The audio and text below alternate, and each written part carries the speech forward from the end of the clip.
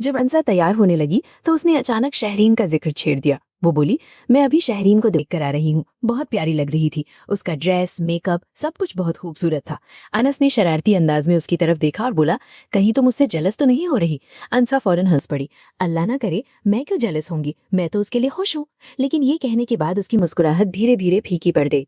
कुछ लम्हों की खामोशी के बाद उसने बहुत धीमी आवाज में कहा, अनस, मैं भी इसी तरह शादी करना चाहती थी। ये जुमला सुनते ही अनस की मुस्कुराहट भी धीमी पड़ गई। अंसा धीरे धीरे अपने दिल की सारी बातें बताने लगी। उसने कहा कि बचपन से उसने अपनी शादी के कितने खूबसूरत ख्वाब देखे थे। वो चाहती थी कि पहले धूमधाम से मंगनी हो, फिर मायून, मेहंदी, बारात और वलीमा। हर रस्म में खुशियां हो, घर रोशनियों से सजा हो, उसके पास नए नए कपड़े हों, मैचिंग ज्वेलरी हो, और जब वो दुल्हन बनकर सीढ़ियों से नीचे उतरे तो सामने उसका दुल्हा उसका इंतजार कर रहा हो।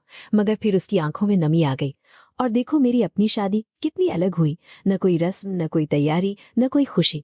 अनस चुपचाप उसकी बात सुनता रहा। फिर उसने नरमी से अंसा का हाथ पकड़कर कहा, मुझे वाकई नहीं पता था कि तुम्हारे इतने सारे अरमान थे। और पता भी कैसे चलता, हमारी शादी जिन हालात में हुई थी उस वक्त मेरी सिर्फ एक ही कोशिश थी, तुम महफूज रहो और कोई तुम्हारी इज्जत पर उंगली ना उठा सके। अंसा ने खामोशी से उसकी तरफ देखा। अनस ने मुस्कुराते हुए कहा, और अल्हम्दुलिल्लाह, अल्लाह ने मुझे उस काम में कामयाब कर दिया। अंसा को अचानक एक पुरानी बात याद आ गई। फिर जब दादा हमारा वलीमा करवाना चाहते थे तो तुमने मना क्यों कर दिया था? अनस ने बिना सोचे फौरन जवाब दिया, इसलिए क्योंकि वलीमा मैं खुद करूंगा, किसी और के पैसों से नहीं।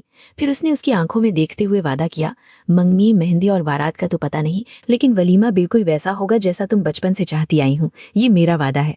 ये अल्फाज सुनकर अंसा की आंखों में आंसू आ गए, लेकिन इस बार ये आंसू दुख के नहीं, उम्मीद के थे। उसने मुस्कुराते हुए अनस का हाथ मजबूती से पकड़ लिया।